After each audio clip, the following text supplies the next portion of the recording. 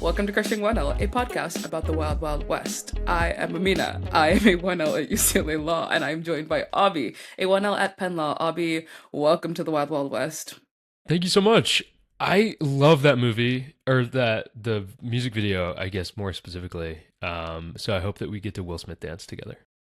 Someday. Someday. But yeah, how's it going this week, Abhi?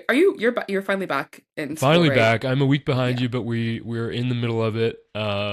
It's been awesome. Taking one more class this semester than last semester. So we got two doctrinals for us, two electives. My doctrinals are crim law and con law. I almost forgot what my doctrinals were. And then my electives are IP and admin. And I think crim is an elective for you. Is that correct? That is correct. So I only have, again, like 4 classes this semester. I mean, I've talked about them, but crim is one of my electives, the entertainment ethics class is the other, and then con law is my doctrinal, and Yeah. LRW is my burden to bear. Oh yeah, yeah. Legal research and writing. I love Yeah, LPS, dude. I love LPS. yeah. Penn's LPS is awesome. But I heard that you had maybe a tough decision to make about one of your electives. Do you want to tell that story?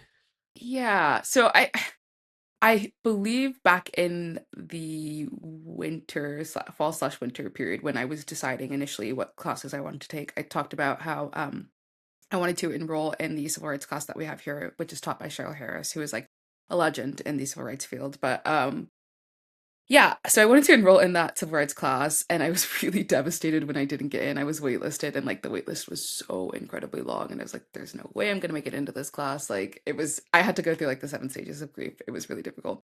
But then, miracle of miracles, lo and behold, the literal last day of the ad drop deadline, I got enrolled into civil rights for the semester, which great for me back in the fall, but me now, I had like adjusted my mind to being in this entertainment ethics class, like like I'd made my peace with it, and also like just even being in the class the first week, I really enjoyed the class and was like excited to learn about it. So yeah, having that decision was really really tough, but I want to talk about it a bit because it was like there was a lot of pros and cons that went into me like having to choose which class I did end up eventually taking.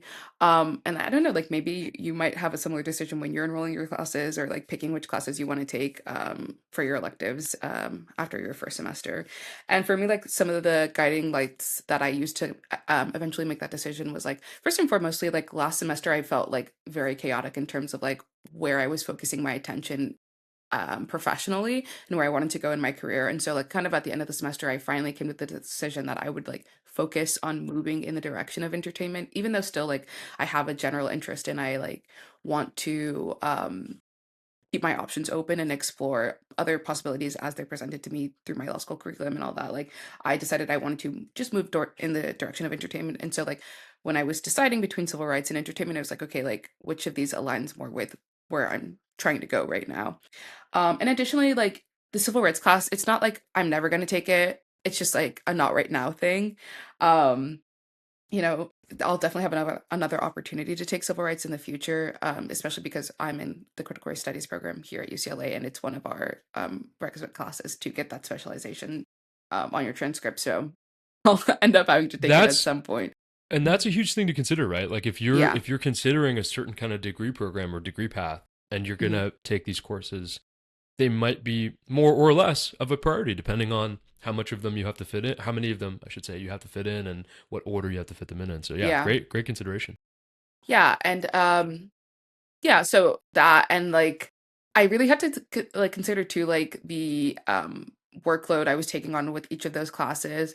Um Especially like again like coming out of last semester, like having that experience and that knowledge to kind of navigate this semester of like what is feasible for me to do, what is like what's going to overwhelm me, what's going to give me the best possibility at being successful this semester. And so all of those really like weighed into ultimately I decided to stay in my entertainment ethics class for a number of reasons. Primarily, again, like I wanted to move in the direction of entertainment. I really like the class, and I think it'll be an important for me to discover like, is this something I actually genuinely want to pursue? Like, especially because he's bringing in all these guest speakers and like these people who are like actively working on some of the big cases in Hollywood. So yeah, I decided to stay in entertainment as much as I deeply wanted to be in civil rights. It was a very, very difficult decision, like very difficult. But that's what I ended up doing. And yeah. Yeah, and I really appreciate you kind of walking us through your decision because I weirdly had I wasn't faced with that much of a crossroads, I think, in my Hmm. process. Two things that might be different about our situation, and this again might be helpful for people to hear as they navigate this process themselves. We have a list of 1L electives in which 1Ls get priority. So we are almost guaranteed, like 99% guaranteed to get whatever electives we choose. But we have to choose one from each of two lists. And the first list is Mm. like regulatory classes. So those are like admin, land use, stuff like that. And then non-regulatory classes. So that's where my IP class fits in. So you have to kind of split your electives among the two groups, partly for scheduling reasons and partly for diversification of, topic area. Hmm. And it was just really simple for me to. I picked admin because I want to work in admin law in DC, and I picked IP law because I might want to be an IP litigator. So I think the entertainment law call was right for you. Like you might want to be an entertainment lawyer. So I think Yeah. the entertainment law class makes a lot of sense, and all of the more subject matter specific classes, like the one that you were considering, there's room for. We have how many more semesters do we have? 4 more semesters. That's kind of a low Oof. number. That's kind of a That low is a number. low number. I didn't realize it until I said it out loud. We have four. Yeah. We have 4 more semesters to fill in classes for. So Yeah, and I'll have time to take it, and it's just like it just not. I didn't need to press it right now, and so yeah, I didn't. Yeah, and like yeah, it's interesting that you guys have like I mean like we had the like our list was not necessarily I don't think like 1Ls get priority. It's just like these are the electives that 1Ls can take, and there are only so many spaces for 1Ls in each. So like select your yeah, top, and like we'll put you in probably like your one of your top 5 classes or 2 of your top 5 classes. yeah. But like yeah, it wasn't more like, oh, you're definitely gonna like get into these, so just pick which one you want. And I think that's just that might be a size thing where like our class sizes are just smaller, so we only have about Mm, 200 something people in our class, yeah. and each one elective can hold 110 people. So and Oh, there's like 5, whoa. and then you have like 5 different options in each of the. So like there's no question that you're gonna Yeah. get a seat there. Like there's plenty of seats in each of the That's so classes. interesting that you guys Yeah. have like 110 people in a class is a lot. Well, and so that includes so then 2Ls and 3Ls come take these electives too, and so 1Ls have priority. So like for instance, in my admin class, I would say it's maybe 2/3 1Ls, so Mhm. maybe 50 or 60 1Ls, and then like 20 or 30 2Ls and 3Ls, and Mm. it's just an interesting mix. But yeah, pretty much I don't know. I've never heard anybody at Penn not get into a lecture style class that they wanted to get into. Of course, the seminars I'm sure might be Yeah. different. The kind of classes that only have like 10 seats in them by design. But yeah, we'll cross those bridges when we get to them. But Yeah. these decisions are fun. I mean, look, we're 1Ls, we don't know much, but we do know the things that we might be interested in, and we want to learn more about them. And I Yeah. do think like you're going to get exposure to some of these topics in your crim law class. So Yeah. I think it's wise to kind of branch out and explore the entertainment stuff. Yeah, I suppose you too, because my crim law professor is like also a CRS professor. So like, you know, Exactly. it's very evident when you're learning under a CRS professor, like it's just you can tell in the curriculum like there's a bit more like social consciousness in terms of like, yeah, we have like these doctrines in the law, but like what does it look like actually in play, which is something I'll talk more about when we get to our legal drama review. But yeah. Yeah. So yeah.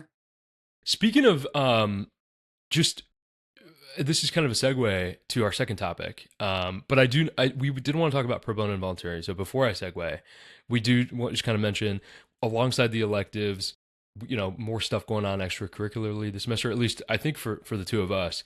Hmm. I'm trying to jump into more pro bono projects. I've tried to keep my Friday pretty clear for pro bono stuff.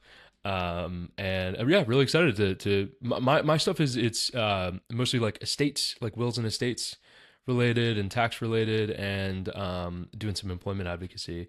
And I know you are doing some volunteering that may or may not be pro bono, but it's still good for the soul, I think, to mix in some stuff.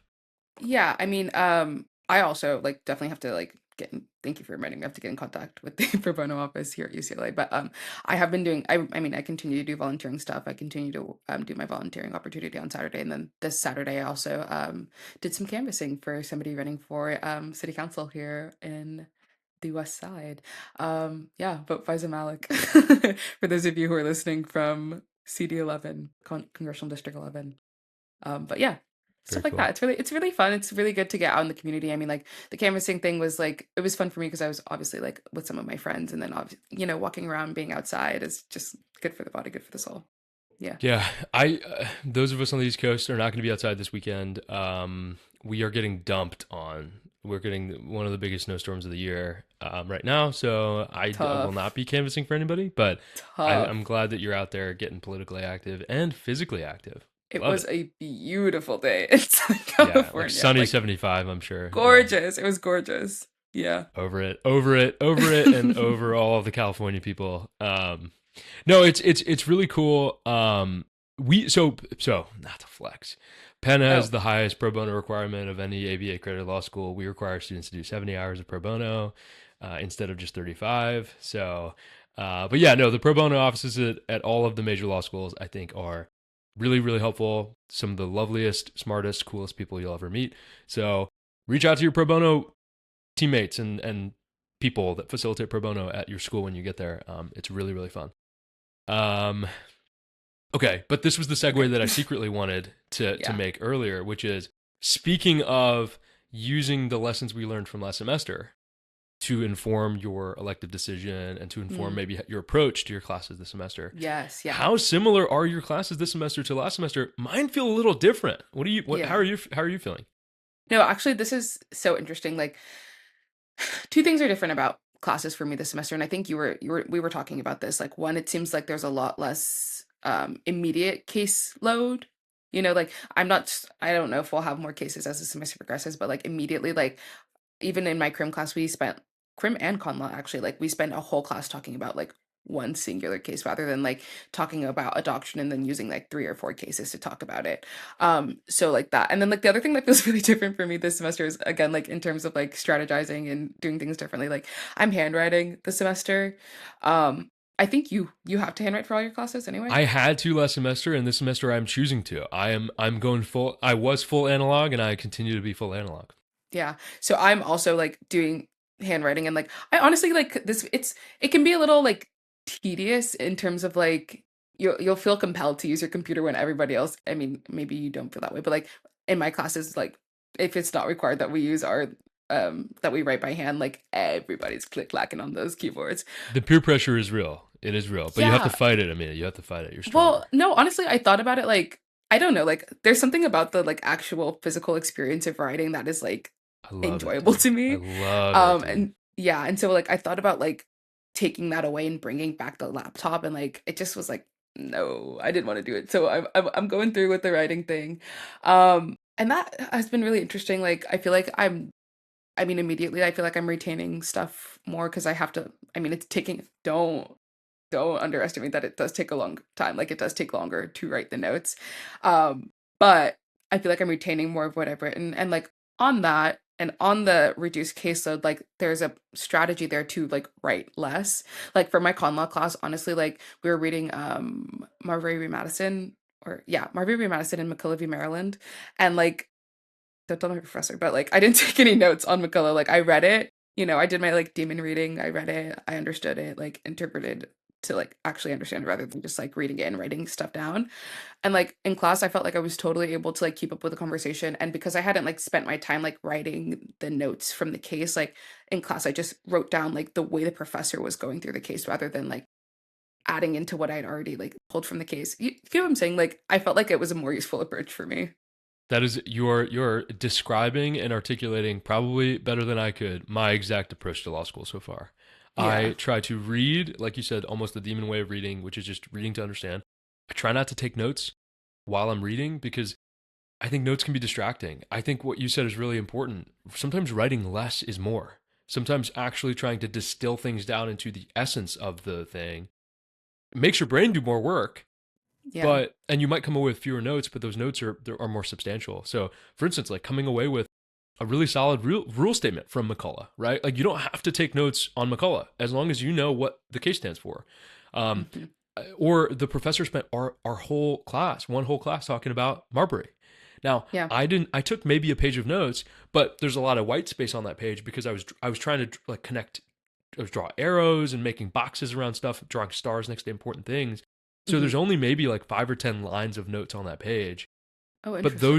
those are the big ideas that like you said, the important things the professor was pulling out of Marbury, Yeah. right? I don't need to recite the whole procedural history of Marbury, but my professor thought it was important that, for instance, like John Marshall, the guy who was the Secretary of State under Yeah. Adams, right, and signed and sealed and then failed to deliver Marbury's commission, was then the Supreme Court justice, Chief Justice of the Supreme Court, who had to decide Marbury's case. And Yeah. if you could just write, if you could distill all of, and there's so much more beef that we're not going to get into because it would take 20 minutes to describe the beef that was occurring between Adams and Jefferson and each of their guys, the Federalists and the Democratic Republicans. But like your brain can hold all of that context and then retrieve it as long as you give it one thing to recall. And so I have one line in there about, oh, interesting, the Marshall was like the guy. And it just Yeah. unlocks all of the history for me. And then similarly, I just try to like distill it down to a rule statement. Like, what is Marbury versus Madison, right? Like, what is the rule statement? And it's the Supreme Court gets to decide if laws are constitutional or not. And Yeah.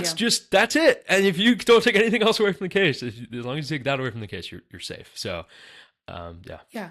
And I would even go further than that in terms of like what you just did too, like in terms of your rule statement, right? Like, because I think a lot of, I mean, even for me, like I took con law in undergrad, so like I had Marbury Madison in my head as like judicial review, but like if my it doesn't term mean is anything. judicial review, like what is judicial review? What does Yeah, that mean? Like I don't actually know. Like it's just a thing to say, right? But like that, like okay, like Marbury Madison is like the Supreme Court gets to decide what the Constitution says. Like that's it. Like yeah, that is what judicial review is, but that is much more useful to you than oh well yeah, this case is about judicial review. And then like I pulled out my con law notebook because I am taking like more notes than what you're talking about. Like I have sure.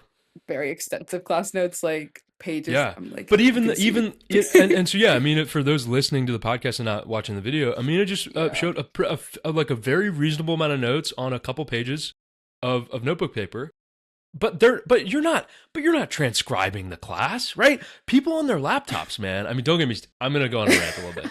People on their fucking laptops transcribe word for word what the professor says, and I just think that's not.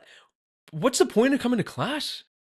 Like you could just do Yeah. that if you just listen to the recording or fed it into an AI program or something. Like I just don't see the point in that. Yeah. The transcription method of notes. I would rather engage with what the professor's saying and try to see what they emphasize, see what they de-emphasize, Yeah. and then try to pull the nuance out of what they're saying. And that's what made it onto your page. You distilled probably Yeah. an hour and a half worth of class into 2 or 3 pages of notes. And Yeah. that's a distillation process. That's really important. Yeah, and I think like again, like I even though I have like a lot more notes than what you're describing, like my notes like for last semester would have been like, oh, here are the facts of the case, here's the holding of the case, here are the notes in the case, whatever. Like whereas this semester, like the breakdown of these notes, it's like my professor like highlighted the questions that were in the case. So like, oh, like hold on, I wrote this down better for McCullough. But like question one, where does the power of the Constitution come from? Question two, does Congress have the power to make a bank? Like if Congress has the power to make a bank, then does Maryland have the power to tax it? Like these are like the different questions that the way that my professor was walking through the case, rather than me just like taking notes on like, whatever the case says. Right. Exactly. Exactly. And that's just so much. It's also just way more engaging. I think it makes class Yeah. more fun. Um, I also think it helps you think of class more like a conversation Yeah. than a information dump process. Especially, I mean, I just feel like I'm so like we all have great professors. I think like our schools Hmm. and most great law schools have great professors. And like I think part of the reason that they're great is that they engage with students. So they don't just lecture at you. So it's actually not very helpful to just transcribe whatever they say because oftentimes they're just having conversations or asking questions to the class and the class is responding. And it's actually more helpful to be engaged in that conversation and be thinking and listening.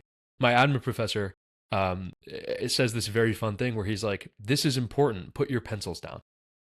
And it's like it's the opposite. It's unintuitive, right? You'd think, Yeah. oh, this is important. Write this down. No, no, this is important. Put your pencils down and actually hear it. Actually listen to it. Yeah. So yeah, I don't know, man. I think we're going back to the analog ways, and I'm glad because this is how I mean, this is how I went. I'm old, but this is how I went to school. Like we never had freaking computers in school. Yeah, I know. Firstly, I just wanted you all to hear Albie say that AI sucks. But secondly, no, What does that have to do with AI?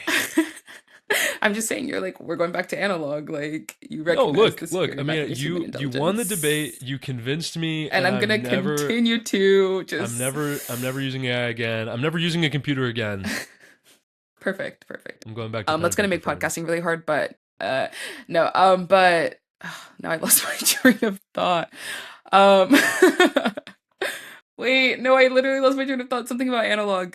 Yeah, Oh well, I'm no. going all the way analog. Like and this is well, Oh, and I think what I was saying being is in this is how school. school was. Yeah, this is how school was for the Yeah, longest time. yeah. My crim professor made us read this article about like, her college students, or not her college students, but the author's college students being like, oh, like we were, like using our phones in class and like we feel really bad about it. And she's like, kids these days are just so used to typing notes on their computer. But I was thinking about it and I'm like, even through college, I'm not that old, but like even through college, I was handwriting notes. And I actually like it took me a while to transition to typing. Like I didn't really start typing until I started working. So like physical note taking is the way that I also is I'm accustomed to like learning information.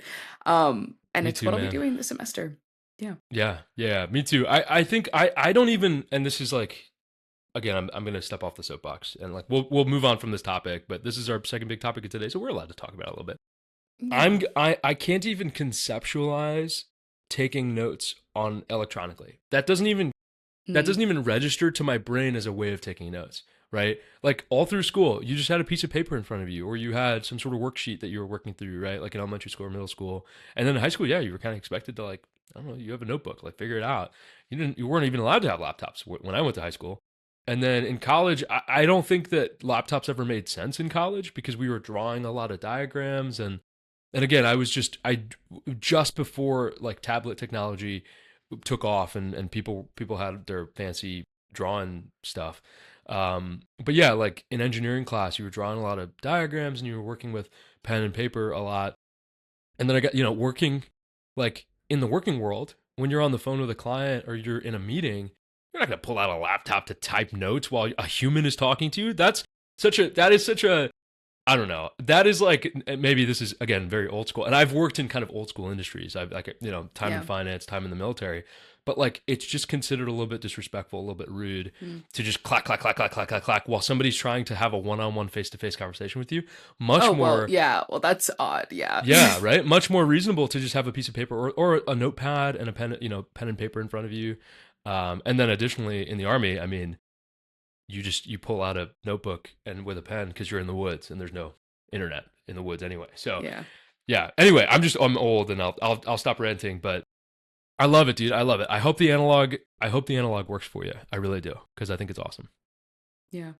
And I mean, like, I will still be like incorporating some aspect of like digital. Like, I'm not going to be like, oh, I don't see the value of digital notes at all. Like, having a table of contents, command effing, like being able to like just like organize your notes. Like, that's one thing. Like, since I haven't taken academic notes in a while and then like taken them in a notebook, like I'm still kind of like trying to figure out how I will organize this information so I can like look at it and use it in a useful way. But regardless of that, like there will be a digitization of this at some point because, my outline is going to be digital. Like that's just a fact. Like I'm going to build that on a Google Doc. So Yeah. yeah. Yeah. And Yeah. like, look, But I mean, digital outlines are a must, right? Like amassing all of your analog notes into a Word document or a Google document so that you can print it out and navigate it easily. yeah. That's it. Be analog, but don't be obstinate, right? Like Yeah. be old school, but don't be ornery. I think there's ways of being reasonable about this. Kind of like the same conclusion we came to with AI, right? Like I think thinking about AI in the same way we think about like pen and paper, use the tool when it makes sense, but don't be. And I have to remind myself of this. Don't be like stubborn about it. So Right. so like don't be stubbornly analog, and also don't use AI stubbornly either. Sometimes it's Yeah. the right tool, sometimes it's not. So anyway, Yeah. I love that. I love that. Okay, that was like our second big topic. So the rest of the stuff today is just fun stuff. We do have a listener question, Amina, so I'm just going to jump in here and then I'll throw it back to you for the current events. Cool. But yeah, somebody wrote in old school with the type form on hey crushing1l.com. That's just crushing the number one, the letter. I almost said the number L. It's crushing the number one and the letter L.com. This question slash comment, I suppose, is from Jonathan, and it says, "Can I sign up for Crushing 1L and admissions without signing up for Law Hub or LSAT stuff on the Demon?" Yeah, Jonathan. Yeah, something we covered last week, but very briefly mention it. So I'll just make the listener segment today about it. We have officially added a plan on the Demon where you can just get access to C1L and admissions, which is super, super sick. And so you don't have to keep your Law Hub sub active. That's going to save you. Like, you don't have to pay Law Hub to just access our Crushing 1L stuff and our admission stuff. You do need Law Hub for the LSAT stuff, though. So as long as you're fine with losing access, like we'll block off the LSAT stuff so that we can save you some money. And the Crushing 1L and admissions plan starts at $95. Actually, it starts and ends at $95. It's very affordable. So yeah, check that out. Thanks for writing in and thanks for giving me the opportunity to clarify that. I think that it's not on the plans page yet. Not yet. So it's going to get a fancy official like update on the plans page. But I think if you just reach out to help@lsatdemon.com and you just say, hey folks, and Michael and his awesome help team, I would like to, I'm good to give up my LSAT access. I just want to keep my C1L and my admissions access. We will downgrade your plan for you, save you some money, and let you keep access to all those awesome courses. So yeah, thanks for writing in, Jonathan. Appreciate you. Back to you, Amina. Current events. The Wild Wild West. Current events. Well, the true wild west of the legal world, Texas and Florida. So back when we first started doing this podcast, we were first on the scene. Just want to say that. Broke the news, told the nation. Yeah. Now we were just reading above the law articles then too. But yes, first on the scene for sure. First on the scene was us. To be fair, it wasn't above the law, I don't think, back then. Like, I think we were finding like news articles and stuff, but this happens to be an above the law article. Okay, well, yeah. So, as we mentioned in the past, Florida and Texas were considering very strongly moving towards not having the ABA be the way to accredit law schools in their states. And now, as of early January, Texas officially is moving that direction. I think Florida also, one of them was January 15th and like one of them was just early January. I think Florida was January 15th, but like they are now like officially like we are done with the ABA. Additionally, well, I mean done with the ABA, but like they are, separating themselves from the ABA. Additionally, I also saw that Tennessee and Ohio are also considering their law school requirements. And yeah, we were the above the law article that Abhi is referencing here is Florida and Texas break from ABA on law school accreditation and what banning Plato has to do with it. And this is by Joe Patrice on January 16th. But yeah, essentially again, like we're now seeing these law schools take an official step away from the ABA. And like, Abhi and I were talking about this. It's not like the ABA is like, untouchable gold standard, like just this incredible organization that can do no wrong. But there is pretty significant like implications of law school or these states like not participating in this national standard of accreditation, Yeah, and I think just to clarify, it's important to say like what are we talking about? We mean it's not the sole accreditor anymore. So it used to be that in the 50 states and territories, the ABA was the only way for a law school to get a kind of national accreditation. And so Florida and Texas are like, wait, why do you get to be the only one who accredits law schools? Essentially the Supreme Courts are like, we should be able to allow whoever we want to accredit law schools. And like you kind of implied to me that we wanna defend the ABA, but at the same time, there are just some pretty blatantly partisan acts that the ABA has been conducting. That honestly, like, I'm not surprised that it's drawn the ire of these conservative Supreme Courts and legislatures. They picked a fight, and now they're losing because it turns out state Supreme Courts have a lot of power. So I don't know what to tell you, ABA. You shouldn't have lobbied non-legal professionals to donate to your super PAC for liberal political agendas. Bad idea. Really tough. Listen, I'm not gonna say that the ABA should kowtow to, the conservative party. But I mean, like, actions and consequences. This is the consequence of the action. And, you know, we're going to see what that means for, law students coming out of these non-ABA accredited law schools in the future, in Texas and Florida and perhaps in other states going forward. I don't know. No, to be super, like, oh gosh, I don't, okay. The political climate is getting such that I am becoming less comfortable becoming the devil's advocate for a certain side of this debate.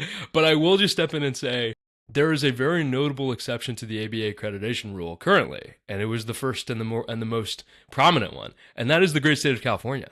I know. And it's the great state of California, so like, you know, can we be mad? Like, no, we're not mad. Right. So like California Florida did and Texas great. No, I know. Yeah. Florida and Texas are doing what California did a long time ago. I don't know. I know, like such copycats. But no, I mean, I think it's less so like that they are trying to like step away from the ABA accreditation and more so the reason why. Like why they're now deciding like, And oh, we need to get away from this. Yeah. and the associated actions, right? Like it's funny Yeah. that the subheading of the title of the article is like, and why banning Play-Doh? Like they're also so concurrently with saying, oh, like we're breaking with the ABA as the sole accreditor, much like California. Unlike California, they're also just banning like Platonic philosophy courses at their universities. Yeah. Because they're too woke. I don't know what's woke about Plato, but Yeah. maybe I'm ignorant. I don't know, but yeah, yeah. We're moving. The country is moving and towards what we'll see. But yeah. And and perhaps more specifically, I'm excited to see what non-ABA accreditors come out of the woodwork, like in response Mm. to this. So for instance, in the state of California, there is a state accreditor. Like Hmm. the state of California itself can accredit law schools to practice, and you could be admitted to the bar to practice in the state of California if you graduate from a state accredited law school. And so they kind of have their, but in California, so instead of one accreditor, there's just two, right? It's like there is the ABA accredited law schools, and then there's the state accredited law schools. But I mean, competition is all you need is two sometimes. I Yeah, don't know if it's been a positive or negative. I don't know. Do you have any I don't experience know. with It's just this? like it's not again, like it's not really about like the accreditation. It's more so about like the curriculum, right? So it's like I Sure. mean, already as it stands, like, UCLA is kind of like I'm talking about CRS, which is the Critical Race Studies program. And like I was, recently talking to somebody who started law school at Georgetown, and he was mentioning like this environment, like the conversations that you have in these critical race studies centric programs and classes and spaces are not replicated elsewhere in other law schools, even a law school like Georgetown. So Mm. like now you have like Texas and Florida taking a further step away from like these curriculums, which like, in this article it's talking about like the curriculums that the ABA was pushing that caused these conservative states to step away from it were like curriculums about diversity and like racial ideology and like that sort of thing. So like this is like what we're stepping away from. Like these are the, like that's where we're drawing the line. So it's like not so much like we don't want to give the ABA like, monopoly power over who can be at law school and who can. It's like what's the curriculum that's going to come out of these schools and what kind of lawyers, like what kind of people who are going to wield the power of the law are these schools going to generate? Like that's a huge, huge, huge impact. Like that can't be understated, regardless of like the guild power, the monopoly power of the ABA. Yeah, it's funny. You just ignited a spark of a quote in my head. One of our Mm, Question 1L questions that are kind of just about law school. They quote former Supreme Court Justice Frankfurter, I believe, and he says, "Law students are what law schools make them, and right. lawyers are what law schools make them." So these are important questions. Yeah. How we educate future attorneys is going to inform what the legal field looks like in the future. But again, just to maybe consider a different angle on this, what do accreditors even do? They set a minimum standard, right? So part of Hmm. the thing that the ABA does is they look at, well, how many hours of instruction are you minimum required required to require, I suppose, of your students. And so like in-person programs have X number of hours per week that law students have to be in class in person. So the ABA just makes sure that law schools adhere to that. That's a floor. That's not a ceiling. Yeah. They say, hey, you have to instruct first years, 1Ls, on a minimum of XYZ courses, right? So things like constitutional law, things like contracts and torts, right? Like these are non-negotiables for ABA accredited law schools. A minimum, not a ceiling. And in fact, between the two of us, there's already a distinction. Criminal law was an elective for you, and it was not Yeah. a choice for me. So, and not to mention the CRS programming that you have at UCLA, we just simply doesn't exist at most law schools, and that's, I think, a unique feature of UCLA, which is awesome. But I think that Penn might have some unique features of, like, I think we have certain aspects of business law and like more in-depth instruction on certain topics that go above and beyond the ABA minimum requirements. So there's a question of, do we want uniformity or do we want standards, like standards versus standardization? I think there's always going to be stuff like the CRS course at UCLA, or perhaps some of the business courses at Penn, that help students decide which law school to attend. I do think that it's like whack and hilarious that Florida and Texas are like, you can't instruct about diversity. Like, that is the reason, like you pointed out, that is the reason we are breaking from the ABA, is that they accredit schools that teach this, and we actually want to not allow it. So to be clear, Texas and Florida want to change the minimum. Yeah. They want to change what even counts as an accredited law school, whereas that's not necessarily the ABA's goal. The ABA wants to set a floor. I think I said that wrong. I think Florida and Texas are establishing a ceiling where you cannot broach the ceiling. You cannot broach certain topics, versus the ABA never says you cannot do X. It just says you must at least do Y. So floors versus ceilings, standards versus standardization. These are interesting questions as we think of how bodies like the ABA or any future accreditors in these states will regulate. Will continue to regulate these law schools. Law schools they need to be regulated in some way, shape, or form. I don't know. Interesting. Yeah. Interesting stuff. Interesting. Yeah. But that's that on the ABA. That's our legal news of the week. And I again, like, just love that we broke the news on that first, and now everything's coming full circle. I mean, we've been talking about this for years. It feels like we've been talking about this for years, literally since way back in 2025. No, it's oh my god, this is a new year. Like, that's literally it's literally true for years. Yeah, it is interesting though. Like, it's unclear how big of an impact this will have on most people. Like, I don't know how much the ABA like actually does. Now, state Supreme Courts obviously can impact the people, the residents of their state, and so that's we'll see. We'll have to see. We will see. But yeah, segue, next topic. Segue, legal word of the week. You have some really cool LOAs for us. I would say LOAs, like multiple, like plural. No, I have just one. It's just one. It's a lot of words. It's not one word. Well, okay, it's a phrase. It's not a word. And it's one that I can't fully say because it's Latin, so walk with me here. But this phrase comes from my crim textbook, which it stuck out in my mind as I was handwriting. It was cogitationes ponem nemo patitur. Should I give that another go? Cogitationes ponem nemo patitur. Okay, let me take a stab at it. You do it. Cogitationes poenum nemo patitur. I feel like there's got to be like an American way to say that, like, I think that's the most American way. I have a Midwestern accent, notably, and I just butchered that like a Midwestern person. So okay, so there you have it. So, and that is a Latin phrase which just means no one can be punished for mere thoughts. And so this concept is one of the basic underlying principles of criminal law, which I'm going to use this word, buttresses the another underlying principle of criminal law, which is that a criminal offense has to involve a voluntary act. And so this not being punished for mere thoughts hits at the act part of that, where it's like the act has to be some bodily movement. So it can't just be like you thought about doing something and now we can arrest you for your thoughts, because this is not 1984 yet. or that huge Tom Cruise fan, Minority Report, right? Where they the future crimes, like they have like the future crime division, and it's those like three people that have like psychic powers, and they can tell Tom Cruise's team who's going to commit a crime, and then they go and arrest them Wow, before they commit the crime. that's crazy. Yeah, but no, not here. Not in America. Not yet. Not yet. Not yet. But what was I I think saying? we might skip the whole like we're going to arrest you for a thought you had, because we've just kind of jumped to we're just going to arrest you for no reason anyway, Right. which has So true. kind of always been a thing here. But So true.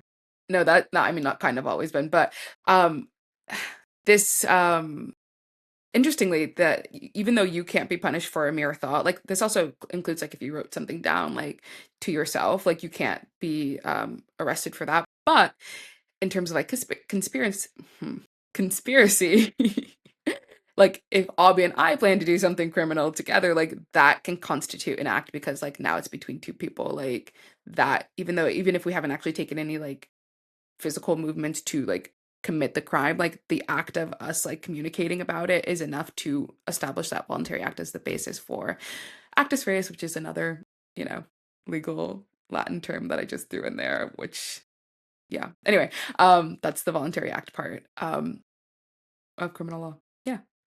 that's really cool. I love this part of criminal law. It seems like criminal law this year is going to be, or this semester is going to be very philosophical. There's a lot of like these kinds of philosophical questions like, can you punish somebody for a thought that they had? Well, sometimes it depends on how real they made the thought.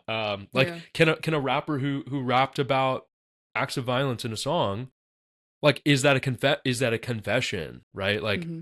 and that's like I don't know if you caught like the YSL trial in Atlanta a few months Hmm. ago, but like part of the reason that these like RICO charges get brought against, for instance, like groups of rappers in Atlanta, is that they rap about, they make songs, they make music and art about things that would be crimes if they did them, and then it's up to the prosecutor to have to prove like, are these lyrics, right, are song lyrics that you share with people, where is that line? Because as Amina mentioned, like if I write you a note saying let's do XYZ, that might be conspiracy. Yeah. If I wrote a song and shared the song with you, interesting, right? I don't know. I don't know. Interesting. Like, and so Yeah. the government struggles to prove that. Usually that's not enough. Usually Yeah. even a note's not enough. Like that, you need way more Yeah. than Yeah. Yeah. just like that. But yeah, the interesting philosophical questions like, where does the crime begin? We usually know Right. when it ends, although even that can be an interesting question. But when does it Yeah. begin? I don't know. Yeah. Debates for Question another for the day. question for the prosecutors, I think. Ugh, yeah. But yeah, that's so that's my low out for this week. And then also on wait, sorry, were you gonna say something? Well, I also I had some luau's Oh my God, from I'm my sorry. I'm sorry. I didn't no, mean it's to skip the okay. You don't care laws. about intellectual property. All Amina cares about is criminal justice. It's true. But some of us have to do, intellectual property. But no, it's interesting. Like again, on the theme of like philosophy and political philosophy, especially as it relates to your interest in criminal law, and both of our interest in criminal justice and stuff. There's also some interesting political philosophy from IP, like how do you decide who owns something? How do you decide who has the rights to creative things? So we in IP we talked about Hegel's like personhood concept. Like a person is just as much made up of the things that they put their blood, sweat, and tears into as that thing is made up of them, which is an interesting like philosophical concept. Like if an author novel writes a novel, and you like steal that novel and publish it under somebody else's name, that person's personhood, you're like actually attacking their personhood because they Mm, put a piece of themselves into that book, and that book became a piece of them. right. Similarly, like Rawls's veil of ignorance is usually described in like political science and political philosophy classes as like how we should think about policy making. But we can also think of it in terms of ownership of intellectual property. Uh, whose rights ought we buttress, to borrow your word? Whose rights ought we bolster when it comes to like, can you imagine your own stuff being stolen? How would you feel if you were at the bottom of society and you created something? What kinds of rules and regulations and laws would you wish existed to protect ownership of your creative thoughts, like song lyrics, for instance? And then we also talked about John Locke's natural rights, and the concept of a person changing something. There are things that exist in nature, and then there are human creations. And Yeah. once something becomes a human creation, there's probably some sort of property ownership that occurs in that transformation process. But anyway, this is all to say, folks, that you're in for some fun philosophy reading. Now, if you Yeah. don't like philosophy, Bad I have news bad news for bears. you. Bad Yeah, news bears. that is tough. It's gonna be tough, man. It's gonna be tough. I do feel like last semester way less philosophy. This semester I way more would agree. philosophy. I would Yeah, agree. I mean, just in this first week, but yeah. especially in this first week. Yeah. Yeah. But yeah, back to the kind of criminal justice and philosophy question. I think you had a legal drama for us today. Yeah. So this week I watched a screening of this HBO documentary called The Alabama Solution. I would highly recommend it to anybody. But in terms of yeah, that criminal law philosophical conversation. So we talked a bit last week about retributivism and like utilitarian theories of justification of punishment. But like watching this documentary to me really put into context this conversation of like what is the purpose of punishment, right? So like, I mean, of course, we know that our prison system is heinous and it really dehumanizes and is abusive to people who are incarcerated. Um, but, like, specifically seeing this documentary about the conditions of the prisons in Alabama, which even to that extent, like, a lot of the film, yeah, the film in that documentary was done by inmates on cell phones, which cell phones in these prisons are contraband, and, like, these, prisoners are risking, punishment and, like, um what's the word I'm looking for? Well, okay, they're risking punishment and ramifications from the prison to film this stuff and, like, talk about it so that we can know, um but yeah, it was just it was so shocking and, like, seeing people who are in, like, prison for 30 years, 40 years, life without parole, like, these sentences, it's like, it really makes you question, like, why are we punishing I mean, yeah, why are we punishing these people in this way? Like, you have this idea that the Department of Corrections is supposed to correct behavior and rehabilitate, but if you have somebody who's in prison who can never get out, like, where's the rehabilitation there? What is the purpose of that punishment? Genuinely and actually. And then when you think about that, like, in conjunction with the prison economic infrastructure and like especially again in Alabama, like they are leasing these prisoners out to like local organizations. So like, the state cap or the county fair and like even at the governor's mansion, they have them doing like garden work and like repairs and stuff or like construction work around the state. Like when you have, you know, these inmates participating in what is essentially blatantly slave labor, like again, what is the purpose of these punishments? It doesn't seem like we're not even it doesn't seem we are not actively not rehabilitating people.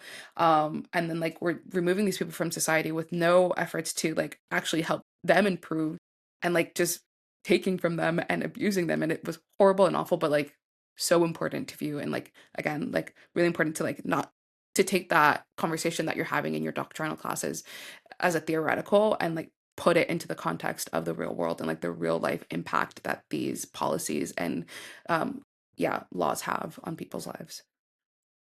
Yeah, really profound. I'm gonna have to check that out. That sounds really Yeah. really interesting, and also like deeply sad. So I don't know if that's like a fun weekend watch. That might be like a sad weekday watch. Okay. But well, I mean, it's funny. We talked about some very similar stuff in Crim this week as well. But here in Pennsylvania, for instance, there are some initiatives to explore some of the Scandinavian systems of incarceration.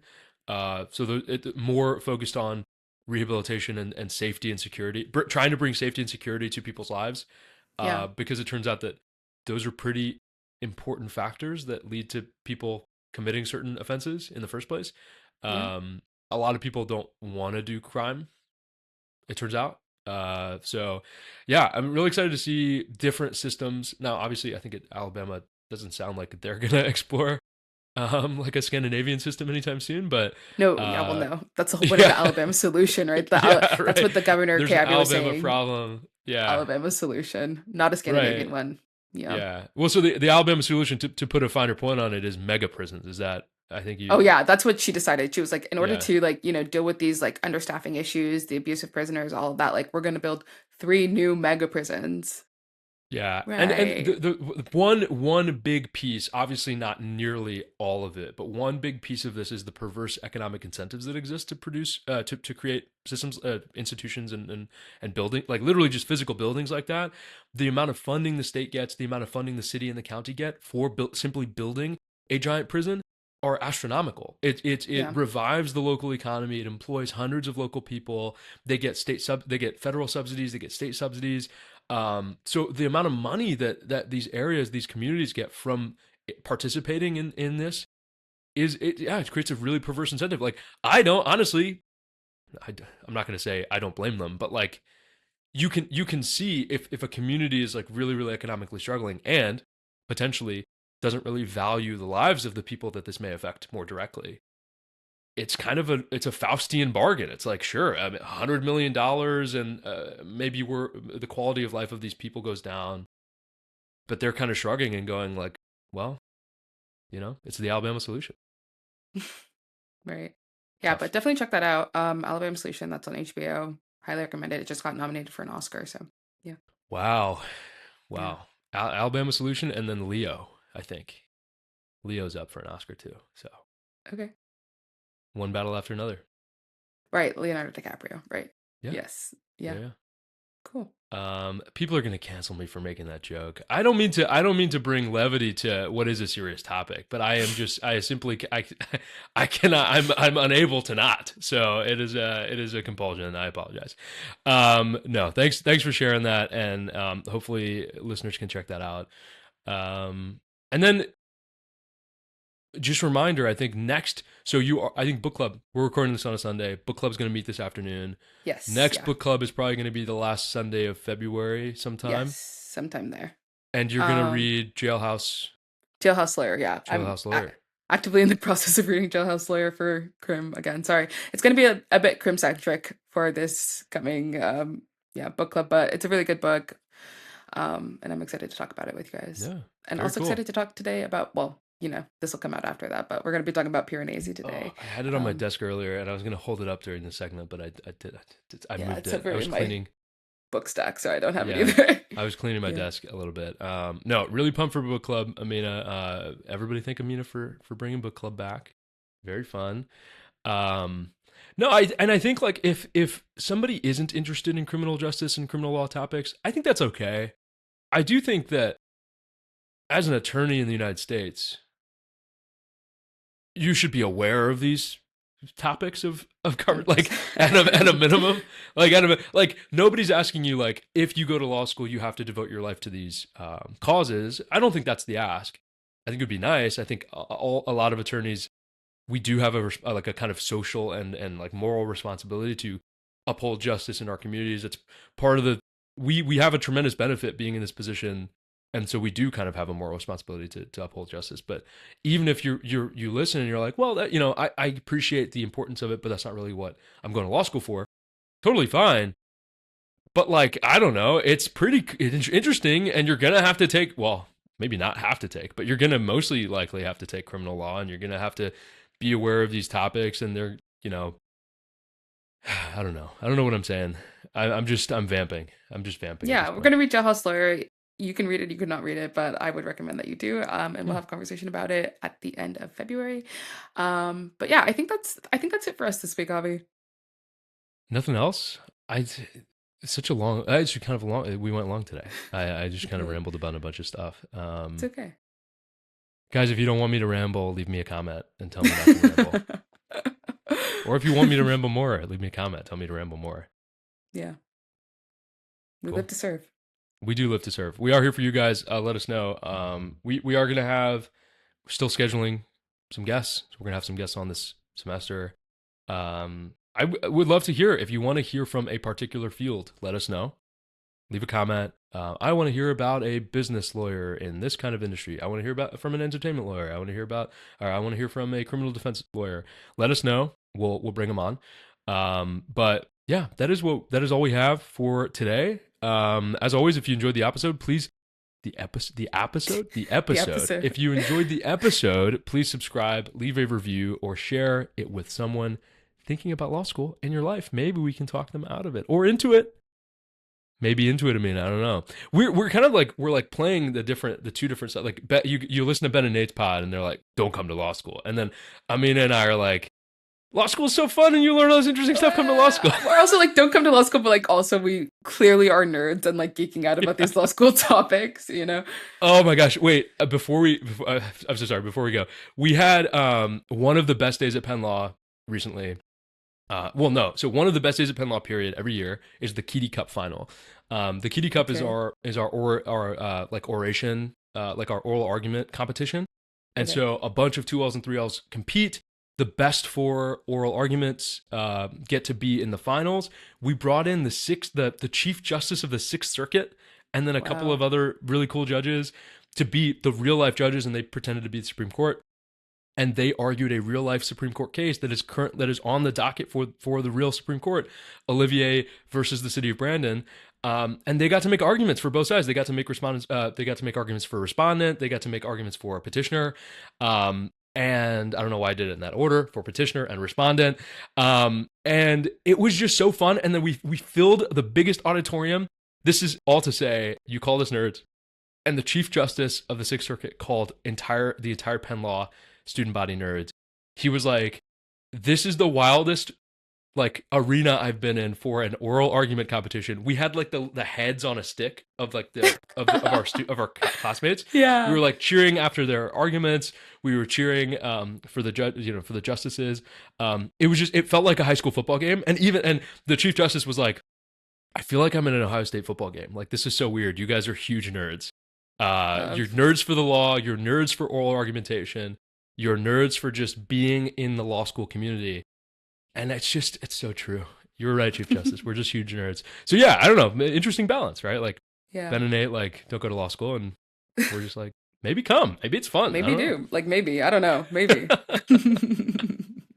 Anyway, folks, leave us a comment. You know how to get to us. Leave us a comment on Spotify. Leave us a comment on YouTube. Or you can just write into the podcast@crushing1l.com. But I think that's all we got, Aaminah. I'm Abhi. That's Aaminah. Until next time, keep crushing it.